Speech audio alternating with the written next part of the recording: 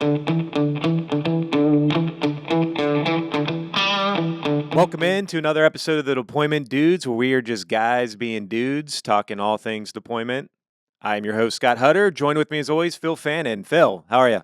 I'm wonderful. Happy New Year. Happy almost? New Year. We are rounding out 2025. Can you believe it? Crazy. It is absolutely crazy. Time flies when you're having fun, right? You know, as I get older, it does get faster. Does it? Oh, yeah. It seems like the years just go so much quicker. I feel like I'm in slow motion. And you're anything but slow motion. Yeah, maybe that's to do with my 3 young kids. There you go. Yeah, maybe. Yeah. You would think that'd be putting you on the fast train of speed. Yeah, no, quite the opposite. Mm. So this was year 2 for me at Kinettix. This how many years for you now? I have to think about that. 7, 8, 8. since its inception almost. So yeah, 20. See, I started October 2018. Yeah. And Chad started at the November 2017. Okay. So yeah, Sneaking up on 10 years. yeah, Yeah, well, I think we've been doing the podcast now for almost a full year too. we have, Yeah, so that did kind of fly by. and it's been fun. It has, I've yeah. enjoyed it. I have too. I hope our audience has enjoyed it. Talking things that are hopefully interesting to people. Yeah, kind of hard to do for field services. You know, I tell the people, like, what do you do? I'm like, oh, it's IT plumbing. It is IT plumbing. And I'm going to take the stance of like teachers. If you can just touch one audience member, Yeah, it's worth it. Yeah. How's your fan mailbox? Stuff It's full? still 0, I think. Zero? Yeah. Yours? Yeah, also 0. 0. All right. Combined, Yeah. 0. Yeah. Not even a 0.1. You gotta start from somewhere, That's though, right? exactly right. Yeah. Yes. I feel like we're making progress here. We are making progress Yeah. here. So when you think back to just the year in review in 2020, let's just take it back to January this year. Like, from your perspective, what were the vibes like then? How were you feeling for heading into the year, and how did that compare to where you actually landed? Yeah. Well, I'll kind of take that as a 2-part, more personal and then more holistic in terms of the business or whatever. So from a personal standpoint, I always go into the year just always a little bit of a skeptic, just because you get caught up in the hype of the media and what they say is going to happen, and they never really know. They just put out these suggestions and watch these trend lines of things, and then they make predictions from that, and they never work out like they should, and Sure. It still sits in your mind or whatever. But from a personal standpoint, I think I feel blessed. I've had good health. I had a really good golf year this year. Lowered my handicap again. So always helps. Yeah, so that probably means less work happening and more handicap going down, because those two things usually don't work out in the same way. Yeah. But no, and then from a business standpoint, I think pretty good. I think Kinettix is overall. We had a lofty goal. I think we went into 2025 thinking that there were some really big things that were likely going to fall into place, and they didn't quite. Some of them did, some of them didn't, and but we still had good growth over last year, which is always good. Mm-hmm. And then somewhat of the dark side, we hit that middle part of the year, where we had, it really wasn't a business not coming in issue for us. It was bad things decisions that we had made from before that kind of caught up to us, and then, ended up having to make some adjustments, financial adjustments, headcount adjustments. Nobody likes having to do that. We saw some of our good colleagues and friends get caught up in that, but it is business. It's not personal, and it's the thing that an organization hates to have to do, but it's good that you have the ability to make those kinds of decisions, because you got to protect the bigger herd, right? And Right. the organization has to survive. And so whatever best means of making those decisions, and it wasn't easy for the executive team to make And but overall, I mean, we still grew over last year. So growth is good. What are your thoughts on it? Yeah, well, my handicap went up.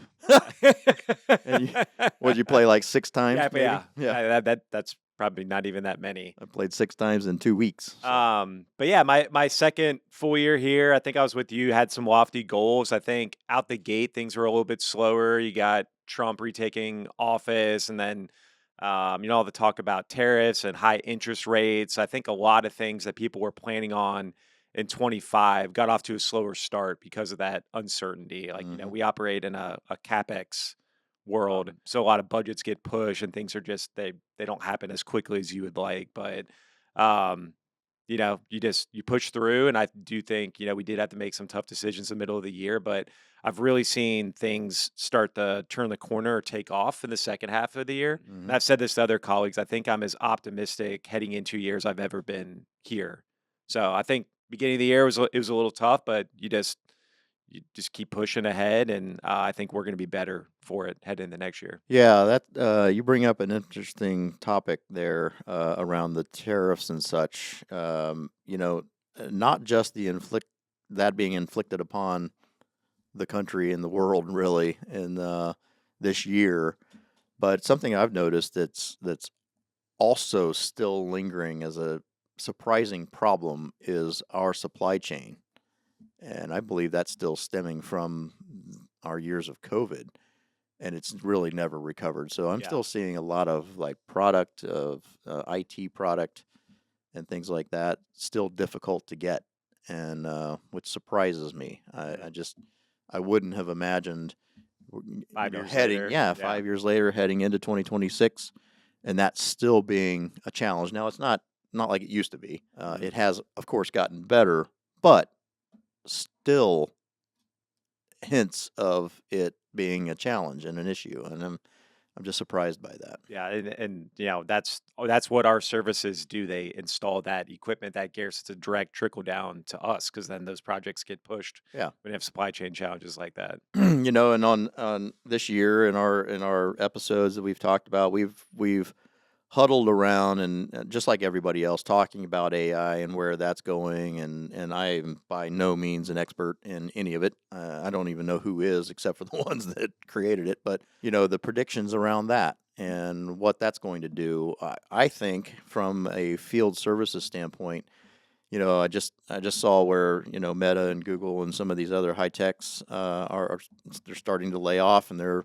attributing that to AI, and I think we're going to start seeing some of that trickle down effect. So um, it doesn't. I don't think when we talk about AI, I don't think that means the doom and gloom that most people's brains want to take that conversation to.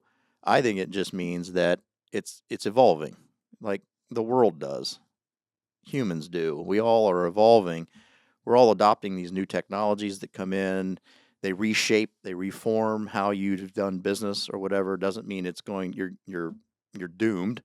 There could be, obviously there could be some skills and things that are going to get replaced or repurposed in a way from AI, but it's going to really end up being a force multiplier. And and I think in our world, coming from the contingent labor model, I think that's going to play out pretty well for organizations. I think it should play out well for us and others that do what we do. But for those that have to are looking to rely on organizations like us, I think it's going to benefit them as well, because you're you're still going to be able to get the work done. You're still going to be able to rely on the skills that you've had maybe as a W-2 employee or whatever, um, and you're going to be able to do it in these burstable moments. So either you're doing it through a dispatch situation where it's just hey, I need somebody on site, gotta get this done. Okay, done. Pay as you drink sort of service. You're going to have the rollout situation, so budgets get cleared, and they want to roll out new technologies or whatever, or old technologies are um, maybe licensing is expiring or whatever upgrades. I think we're going to play very very well into that world, that arena. Yeah. Well, first, just to talk about AI. I think it's one of those things where everybody's jumping headfirst into it, but I do think it needs to be sort of a crawl, walk, run. Like I don't know if it's there yet. I mean, it's made great strides. Like the one thing that sticks out to me, I don't know if you've seen it. There's a there's an AI generated video of Will Smith eating a giant plate of spaghetti. Have you seen this? And they No. they show it. Have you seen it? Yeah, they show it from like sorry, it's Ryan, our producer. Yeah. They showed from like a year ago in this video, and you could tell it's AI generated. It looks completely fake and fabricated. And then they redid it like a month ago. And you would think it's really Will Smith eating a plate of spaghetti. So Yeah. all that stuff is like it's fun and it's cool to see, but I don't think people actually know like what the application is just yet, Yeah. right? It's going to be everything. I mean, it's going to be used for nefarious behavior, of course, just like any other technologies, but it's also going to, I think it's going to do incredible, amazing things in the medical world. I think it's going to do incredible, amazing things in the DevOps world. I think movie making is going to be, it's going to be changed forever, and how that works. I think it's going to play into video game, and, you know, it's sky's the limit. And look what it's doing with Tesla and cars, Mhm. and the collection of data that they're getting, and how that's going to be applied, and then it's going to go into these robots that were, I think 10 years from now, the world is going to look incredibly different. Yeah.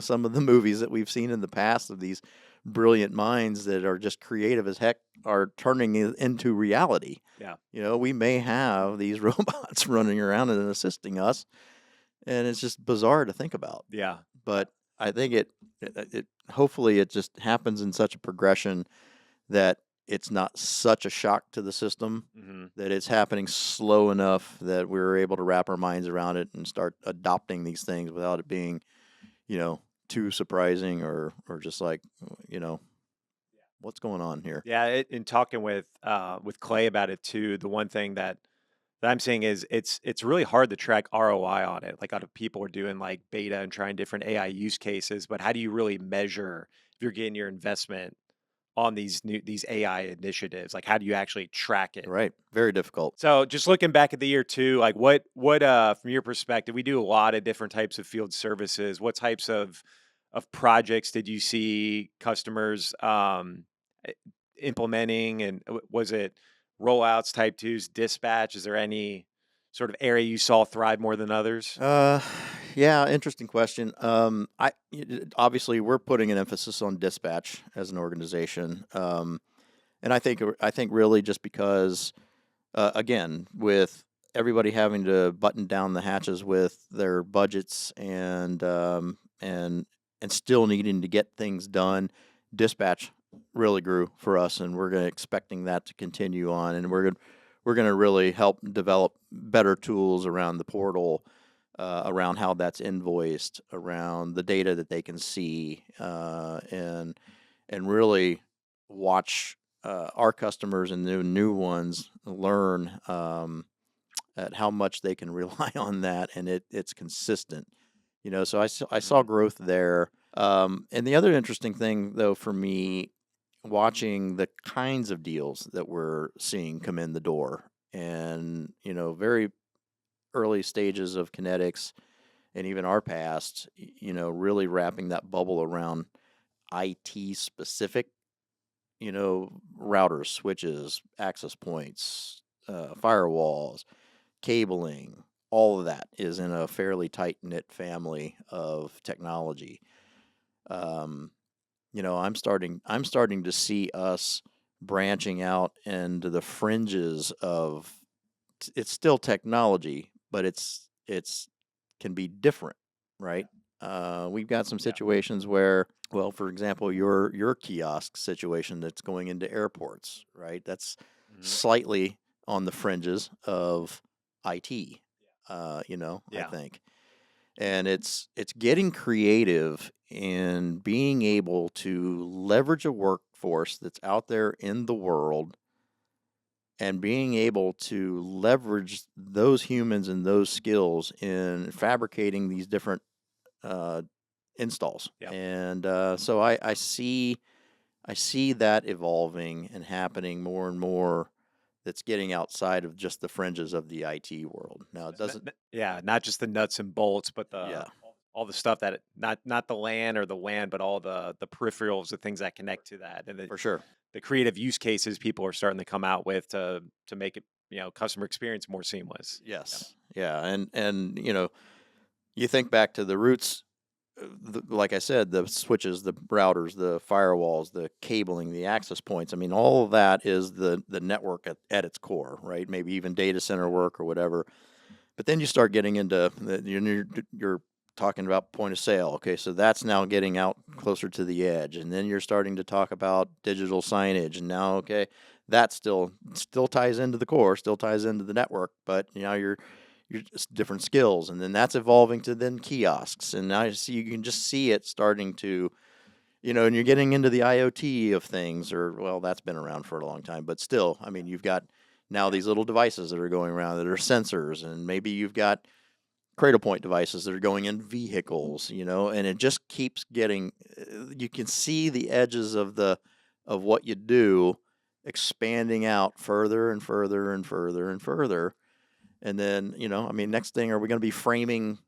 Are we going to be framing skyscrapers, or Yeah. putting flooring in or whatever? No, it's not going to go that far. But still, my point Yeah. is that you just see it continue to evolve, Yeah. and us being able to prove that when you've got a labor force like this out there in the world, and you actually know how to manage it properly, there's all kinds of things you can do. Yeah. Robotics, another one. Yes, Yeah. big one. I find interesting though is I've been doing this for 12 years now, and I am seeing lots of, IoT, digital signage, robotics, like these new emerging technologies that we're installing. But I'm still seeing like the majority of what I do. I was making a joke that's just IT plumbing, but I mean the majority of the work I did this year, it was a lot of low voltage cabling, Yeah. basic rack and stack. Like you think, I keep thinking at some point everything's moving more to wireless, Yep. but there still is that fundamental need for good IT infrastructure. There is. Yeah. Yeah. And will that ever go away? I mean, again, I'm no expert, Yeah. but that plumbing has to get out there somewhere. Yep. And yes, I think, and then you've also got a lot of the world that's still catching up to things, Mhm. right? They've maybe not put a whole big emphasis on technology. Um, and is AI going to change that? Is that going to thrust people into having to make those kinds of decisions just to end up still staying relevant in whatever business that is? Yep. My guess is yes. And so heading into next year, what gets you most excited about the new year? What I'm predicting my handicap to be gets me excited. I think I'm going to be sub 4. Yeah. I'm kidding. You can edit that out if you want, right? Well, you got it. Didn't you get down to like 3.5 I a couple I years ago? I got 2.6 was my low at one point. Yeah, but I'm getting older, so it's not as easy to do. And I still have responsibilities, so I don't get to practice nearly as much. But no, what I'm excited about is, I see Kinettix making significant um, investments in technology. Uh, you know, I think we're viewed from the outside world looking in, we're viewed as very this blue collar kind of, it's very labor intensive. It's very being able to go and get these things done. It's not software that we're involved in or whatever. However, we do have our own, of course, Dispatch One, but the way in which we're evolving and we're approaching managing third party labor in the field and doing this globally, um, it's been incredibly hard. It is still incredibly hard, but the tools and things that we're investing in of our own, right? We don't feel like there's an easy way to just go out and pluck something off of the shelf, and then you're having to tailor it to your needs and the things you want it to do. You might as well just build it from the ground up, which we've done in Dispatch One. And I look at it as it's like fashion, right? You never get there. It's never finished. you don't get to the point where you're just like, okay, fashion is done. We've seen everything and done everything we can possibly do. That's it. No, I mean, and Dispatch One is going to be that. It's just going to continue to evolve. There's going to be a lot of really good input that we're getting from our customers who use the portal, who are working with us as true partners, giving us good constructive criticism and feedback on what they'd like to see us be able to do. And so I'm excited about the brain power that we have. Now, we're not sitting in Silicon Valley. We're not sitting in the pits of the world where a lot of this stuff seems to, get a lot of investment and it gets a lot of hype and all of that. We're in the Midwest. So I am really excited to see those things to continue to evolve and watch us continue to get better. When I already, in my own biased opinion, I already feel like we're the best to do this anyway. And there's a lot of really good competition. There's a lot of people that do it well. But it is interesting too, when we have our like QBRs with customers and the feedback that we get from them. If we show them Dispatch One and we show them the things that we're doing behind the scenes, really it's just like an unveiling of, well, how exactly are you guys doing this? And it's not just Dispatch One. It's not just the AI tools that we're doing. I mean, it's the army of people we have working for us and with us, from Cebu, from Manila, from all these other pockets of the world. It's all of that stuff coming together. To me, that's incredibly exciting. Yeah, I think all of it coming together is what caught my ear there. So being here for 2 years now, we've almost been in business for 10 years. When you look behind you, you got the Fast 55, the Inc. 5000. I really think in our company evolution, really up until this point, you're almost viewed as this scrappy startup Yeah. that could just get things done, roll up their sleeves, but just based off pure experience and will to do a good job for customers. But to take that and build processes and systems around it, use AI and Dispatch One to build a foundation that can really scale. I think that's where we're at. Instead of being just this scrappy startup, we are now established in the marketplace. Have built this great foundation to onboard new customers or take on new projects and be able to rinse and repeat everything we've done up to this point to make it a scalable solution that we could do with a high level of quality. And I love what you said there early too about being scrappy is, and I love the fact that we're big enough to do really big things, and we are doing really big things. You're doing one of them right now. That's just anchors our place in the world of being able to show that you want to send a 3,000 site rollout to us. Got it. Yep. Yeah, no problem. But where I'm going with that is that I like the fact that we're big enough to be able to do those things, but we're small enough to not be bound by all the bureaucracy of the big giants that are out there. Yep. Right? Because they've got so many legal things, and I don't want that to sound like we're reckless. We're not reckless at all. However, we're not a target for being sued. And so I think, and that's the other thing that I'm really excited about is our leadership team, the executive team, the view that Chad has is keeping this thing positioned to still be able to be nimble and do the things that our customers need us to do, and making sure that that is consistent and reliable and the quality is driven. Yep. And I'm telling you that the big players struggle with that. Yeah. They do. They absolutely, they just struggle with it. It's not their fault. Like it's bound to happen.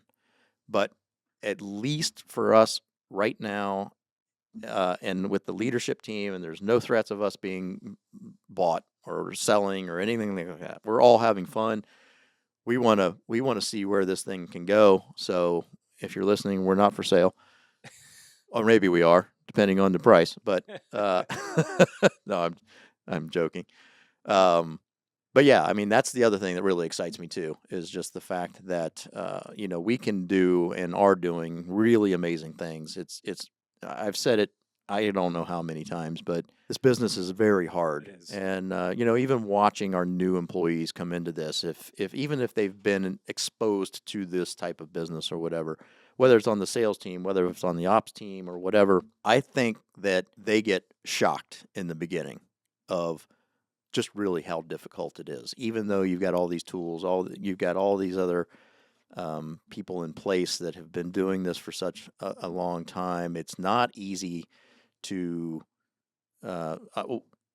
prep or warn people of just how difficult this is to do and do right. And so every time that I watch us, we have the luxury because we're here in the, we're behind the curtain watching all these different people pulling these different levers and everything that has to happen. And the almighty Oz is out there doing what it's doing.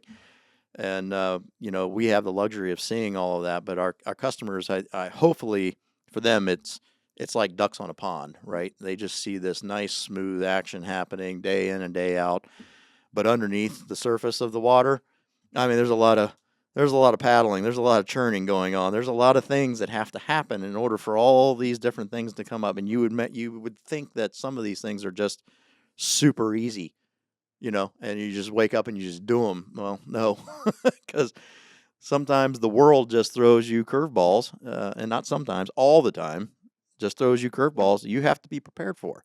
And then you have to be witty enough to be able to hopefully see it coming, or when it does come, have seen this movie play out before, and so you've got enough of those experiences to circumvent. And I think really that's anyway, all that tying back together. Those are the things that I'm super excited about going into next year and years to come. How about you? Yeah, like I said, just going from that scrappy startup to more established company that now over almost 10 years has a foundation to really scale it with a high level of quality. And the other thing that has me really excited about next year is I mean, working at contingent and here, I mean, how many times have has somebody cited a passage from good to great Yeah, to you? You know, people that's been a mentality of our culture for a long time. And the one thing that stands out to me in that book is the first thing is to get the right people in the boat or on the bus. yep, And I think as we've gotten bigger and more established, that naturally is going to attract more talent. And I think we've made some really good strategic hires this year, and brought on some really talented, smart individuals and have put them in the right seat. And as they start to get acclimated and are now contributing, I think we're primed for a really big year next year. I agree. And you touched on something again that just sparked too much caffeine today. But I'm going to try to help move the organization into and it's not just getting the right people in the right seats. We're working on that. That's a continuation every month, every year, or whatever. But I'm going to try to help push us more to having the right customers. Just because a deal comes in the door, or just because somebody has seen us out there, or they've gotten word or whatever, it's got to be the right fit, right? And I don't want to sound like I'm ungrateful or like I'm not inviting anybody to come in. That's not what I'm getting at. It's got to be the right fit. You got to want to work with us. We want to work with you. And then I think a lot of people just have unrealistic expectations. And so we have to recognize that. And we have to know that, okay, I get it. I understand. You've got these parameters but if that's not a good fit for us, we need to continue to be very vigilant in making sure that we're not signing up for things that we cannot be 100% sure that we can deliver on and deliver well. And with those kinds of expectations, we need to continue to preserve where we are in the world, the quality and the reliance that people have learned to love from us, and that takes incredible discipline. And so I want to watch us and see us continue to evolve and to continue to um, making sure that we're staying in the lanes. Now, I talked about the fringes. I talked about the things that we're doing, and we will continue to do that. However, it can't be this big giant leap into something we just don't know, right? And We haven't done that in the past. We've made some bad decisions in the past. We've allowed customers to swindle us, right? Um, Tell us this is how it's supposed to be, and then you get into it and it's nothing like that, right? And then you're in it, and you're in it deep, right? So, learning from those kinds of mistakes, getting better at being able to vet and making sure that it's the right fit. Not that we're not, like I said, not ungrateful, and don't want to look the gift horse in the mouth that you want to do business with us. Love it, But yeah, let's have the opportunity to have the conversation, to ask the right questions, and to be able to not just accept what customer is wanting to do and just going out and trying to do it. If we know for a fact, we've seen that the setup of this is not good, right? Not just for us, but just in general, because not everybody understands and knows the nuances to field deployment services, right? And just because you have this idea of this is what you want it to be doesn't necessarily mean it's good, right? So, and I'm not saying we've got all of the answers, but I think we can do a much better job going into the future and with our new customers of guiding them to the promised land, if you will. You know what I mean? Yeah. Does that make sense? Yeah, it is. It comes back to discipline and not telling people what they want to hear, but telling them what they need to hear. 100%. And that's why I tell people all the time, they're like, what do you guys do? I'm like, field services. And they're like, what else? Do you sell hardware, managed services? I'm like, no, No. field services. We are solely focused on this. So, Right. those are the ones that are a good fit for us, are people that are coming to us for our subject matter expertise to make sure that their projects go smoothly. Yeah, and it's great discipline. It's the discipline around dispatch one. It's a discipline around us sticking to those parameters and staying in that lane of field services. We have not incorporated in all of these other things. We're not a managed services provider. We don't have a knock. We do have a knock. We're managing our own services. It's not that we're not going to evolve into those things eventually, but look at how long it's taking us to get to the point where we're now just starting to think about, venturing into these different services, right? We're now starting to talk about warehousing and logistics and all of that. That's incredibly capital intensive, and we're thinking about taking the easy step of certain technologies and selling those hardwares as part of a bundled package. But it's taken us a long time to get to this point because we absolutely needed to make sure that we have as close as you can get to mastering the field services component because it is so hard.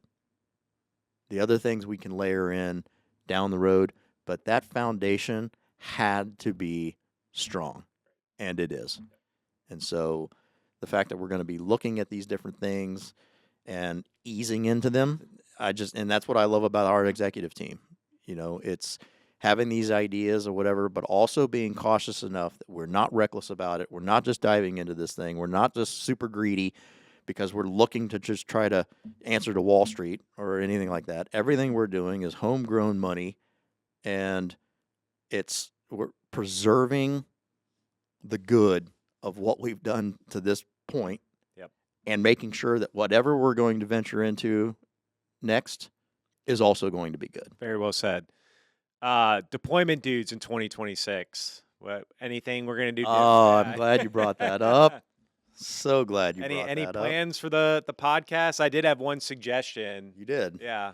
Well, I think we talk about a lot of these projects that we do and experiences out in the field and the type of work we're doing. Actually stem from one video you did at an installation. Oh, yeah. Yeah, for a Hardy, some digital menu boards. Yeah. So 2026, I think we're going to try to take the deployment dudes on the road, get out in the field a little bit, and give you guys a peek behind the curtain. Yeah. And I love that idea. Yep, that's exciting. This just the whole deployment dudes thing, like last year when we presented the idea, and that's the other just lovely thing about Chad and his vision of Kinettix and whatever. It's like, even though it's sky's the limit, you can bring him ideas like that, and more often than not, he's like, "Oh yeah, that's great. Let's do it." Yeah. And so when we talked about that, you and I brought that idea to him, what was it? Three weeks later, we had the microphones, we had the booms, we had the lighting, we had the cameras, we had the we had the station, we had our producer on board in 3 weeks. Yeah. Like, just don't let grass grow under your feet. You got a good idea like that? Let's embrace it. Let's Right. jump in and let's do it. We'll figure it out. You and I have never done this before, but I think we're Figuring it out. We're figuring it out, right? Yeah. But I love that, tying it all in, because that's the Kinettix way. Right. Right? It's going back to that scrappy. It's so what if you don't already know or have the expertise to start? You've got enough good foundation and everybody that we're working with together today has so much history together and in this industry that we can just about make anything happen that we want to. So, and I love that. Well, yeah, couldn't agree more. It's been a great year for us, and I'm really excited about 2026. So, looking forward to continuing the podcast with you next year. Yeah, absolutely, bud. It's been a joy.